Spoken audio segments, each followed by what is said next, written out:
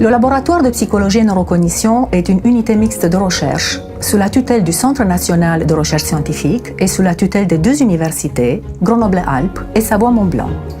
Le LPNC mène ses activités dans les domaines de la psychologie cognitive, des neurosciences cognitives et computationnelles et dans le domaine de la santé pour mieux comprendre les fonctions cognitives chez l'humain.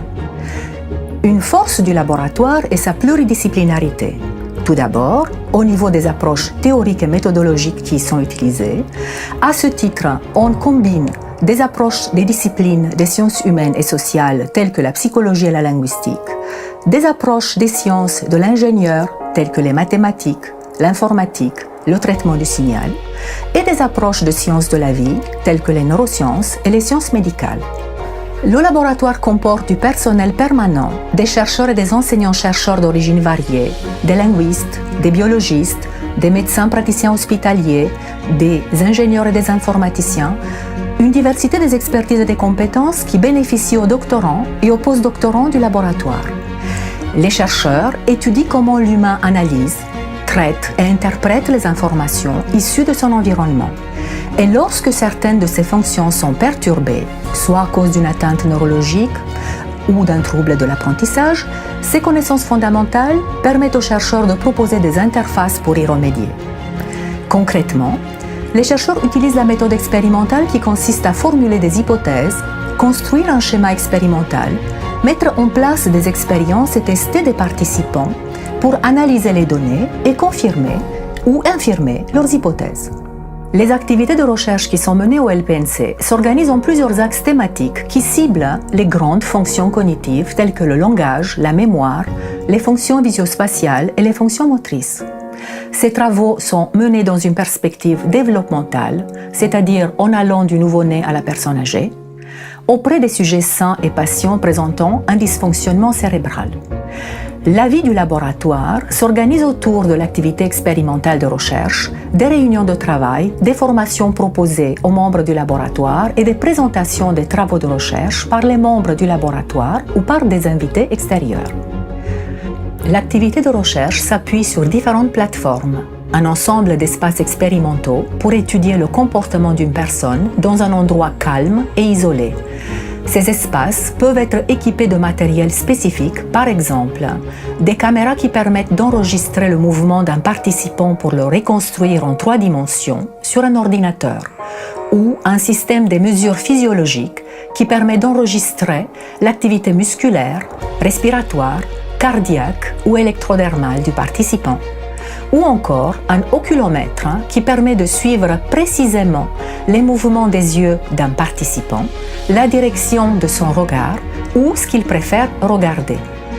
Le laboratoire a mis en place un Baby Lab qui reçoit des parents et leurs enfants afin d'étudier les compétences visuelles et langagières du nouveau-né et du nourrisson.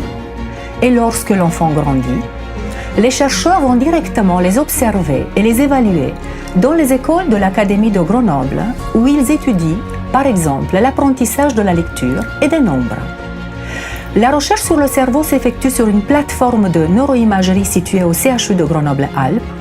Ici, les chercheurs utilisent les techniques de neuroimagerie anatomique et fonctionnelle pour étudier la structure et l'activité cérébrale d'un participant pendant qu'il réalise des exercices.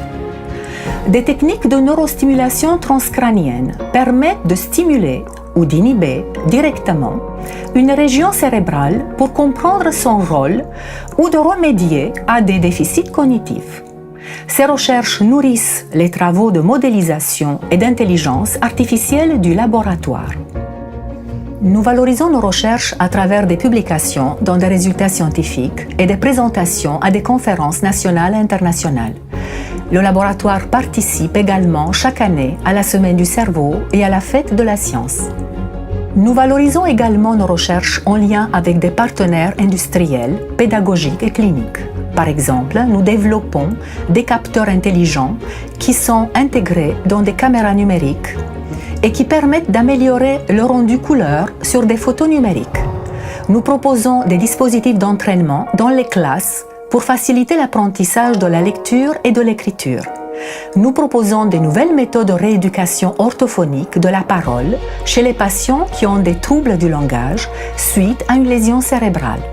Dans les années à venir, le rôle du chercheur en psychologie cognitive, neuropsychologie et plus généralement en sciences cognitives sera renforcé avec le progrès des connaissances sur la cognition, le cerveau et son fonctionnement.